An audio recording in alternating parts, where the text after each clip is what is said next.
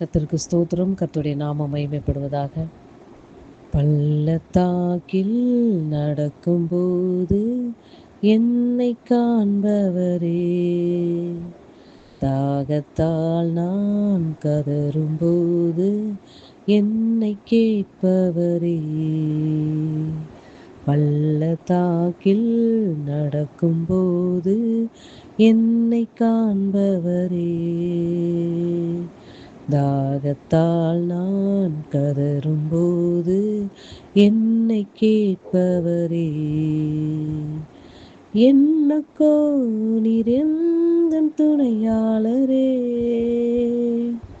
தாகம் தீர்க்கும் ஜீவ தண்ணீரே, என்னக்கோ நீர் எந்தன் துணையாளரே,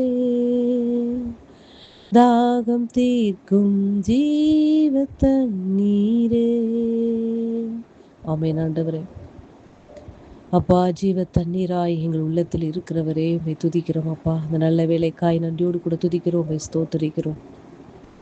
அந்த நல்ல வேலைக்காய் நன்றி இந்த இதயத்தோடு உம்மை வாழ்த்துகிறோம் அப்பா. இம்மட்டுமாய் எங்களை கிருபையாய் நடத்தி வந்த அன்புக்காக நன்றி செலுத்துகிறோம். எத்தனையோ பேர் கிடைக்காத அரிய சிலாக்கியத்தை எங்களுக்கு கொடுத்த அன்புக்காய் நன்றி செலுத்துகிறோம் அப்பா.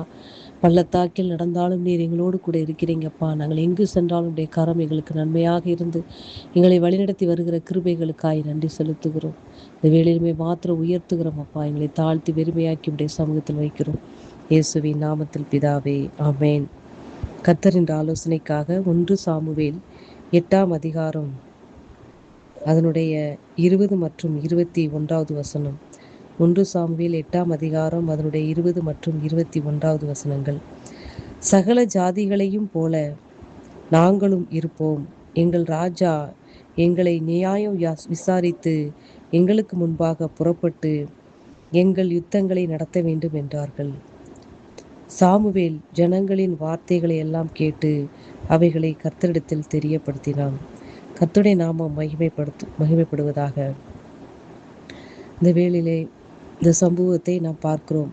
சகல ஜனங்களையும் போல நாங்களும் இருப்போம் என்று இஸ்ரவேல் ஜனங்கள் சாமுவேல் தீர்க்கதரிசியிடம் சொல்வதை நாம் பார்க்கிறோம். கர்த்தராகிய இயேசு கிறிஸ்து இஸ்ரவேல் ஜனங்களை எகிப்தின் அடிமைத்தனத்திலிருந்து அவர்களை மீட்டு கர்த்தர் நடத்தி வந்தார். அதற்கப்புறம் இஸ்ரவேல் ஜனங்களை நடத்தும்படியாக சாமுவேல் என்ற தீர்க்கதரிசியிடம் ஜனங்கள் இப்படியாய் முறையிடுகிறார்கள். எங்களை நடத்துவதற்கு ஒரு ராஜா எங்களுக்கு வேண்டும்.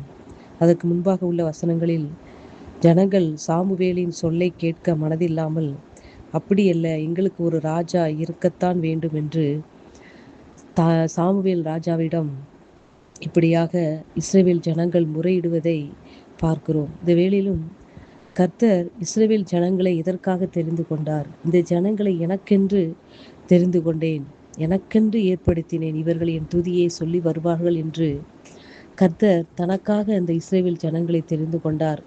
ஆனால் இஸ்ரவேல் ஜனங்கள் அவர்களுடைய நினைவுகள் எப்படிப்பட்டதா இருந்தது என்றால், சகல ஜாதிகளைப் போல நாங்களும் இருப்போம். அப்போ கர்த்தரால் தெரிந்து கொள்ளப்பட்ட ஒவ்வொரு தேவனுடைய பிள்ளைக்கும் கர்த்தர் விதித்திருக்கிற ஒரு பாதை, ஒரு திட்டம் ஒன்று இருக்கிறது.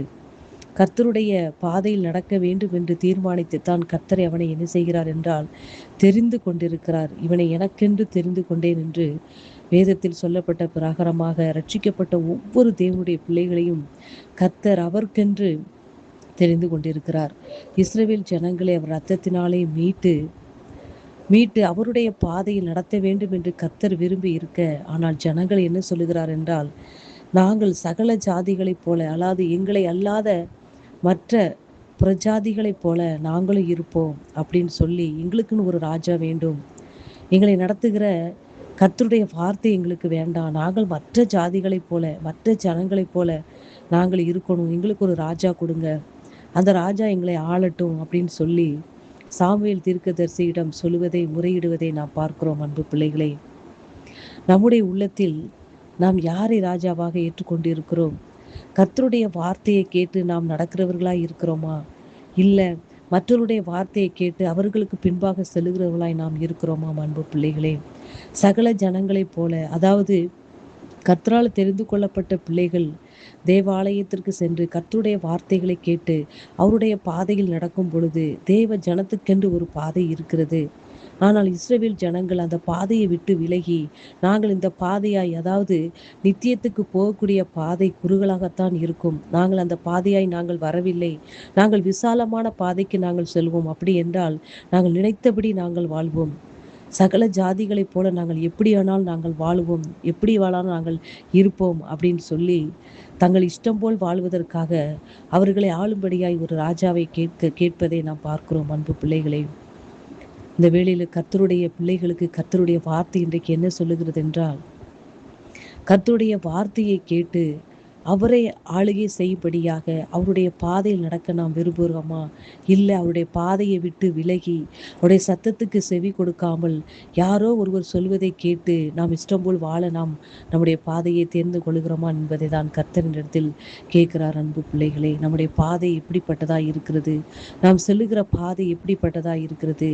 கர்த்தருடைய வார்த்தை, அதாவது இஸ்ரவேல் ஜனங்களை கர்த்தர் எகிப்திலிருந்து கானான் வழியாக கானானுக்கு கூட்டி செல்கிற வழிகள் எல்லாவற்றிலும் வனாந்தர வழியாய் நடத்தி வரும் பொழுது பகலிலே மேக ஸ்தம்பமாகவும் இரவிலே அக்கினி ஸ்தம்பமாகவும் கூட இருந்து அவர் வழி நடத்தி வந்தார்.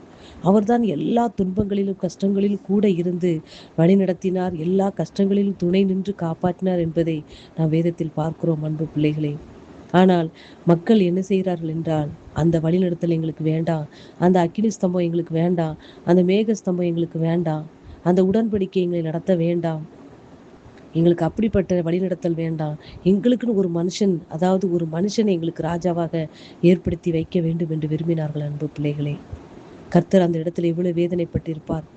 எவ்வளவு ஒரு பாக்கிய பெற்ற ஜனங்கள் கர்த்தருடைய வழிநடத்தலை வேண்டாம் என்று சொல்லி ஒரு மனுஷனுடைய வழிநடத்தலை விரும்பினார்கள். அவர்கள் இஷ்டம் போல வாழ வேண்டும் என்று விரும்பிதான் கர்த்தருடைய பாதையும் கர்த்தருடைய ஆளுகையும் அவர்கள் வெறுத்தார்கள். அன்பு பிள்ளைகளே, வெறுத்த அந்த இஸ்ரவேல் ஜனங்கள் பெலிஸ்தருடைய கையில் அகப்பட்டதை நாம் பார்க்கிறோம். அன்பு பிள்ளைகளே, அப்படி கர்த்தருடைய வார்த்தைக்கு செவி கொடுக்காமல் அவருடைய ஆளுகைக்கு நாம் முழுவதுமாக ஒப்பு கொடுக்காமல் நம்ம யாருடைய ஆளுகைக்கு நாம் ஒப்பு கொடுப்போமானால் நம்ம எதிருடைய கையில் நாம் சீக்கிரத்தில் அகப்படுவோம். அன்பு பிள்ளைகளே, ஆகப்படினாலே நம்மளை ஆளுகிறவர், நம்மளை ஆட்சி செய்கிறவர், நம்மளை முற்றிலும் நடத்துகிறவர் யாராய் இருக்க வேண்டும் என்பதை நாம் தான் முடிவு செய்ய வேண்டும். அன்பு பிள்ளைகளே, யாரோ ஒருவர், ஏதோ ஒரு அந்நியர் நம்மளை நடத்த நம்மளை ஒப்புக் கொடுக்கக்கூடாது, அந்நியருடைய கீழே நாம் அடிமையாக இருக்கக்கூடாது என்று தான் நம்மளை அவர் மீட்டிருக்கிறார். அன்பு பிள்ளைகளே, அப்படி இருக்க தேவன் நாமை முற்றிலுமாய் ஆளுகை செய்யும்படியாக இந்த வேளையிலே முழுதுமாய் அவருடைய கரத்தில் நாம் ஒப்புக் கொடுக்கும்போது அவரே எல்லாவற்றிலிருந்து நம்மை நடத்த அவர் வல்லவராய் இருக்கிறார். வார்த்தை நிமித்தமாக கர்த்தர் உங்களை ஆசீர்வதிப்பாராக. ஆமென்.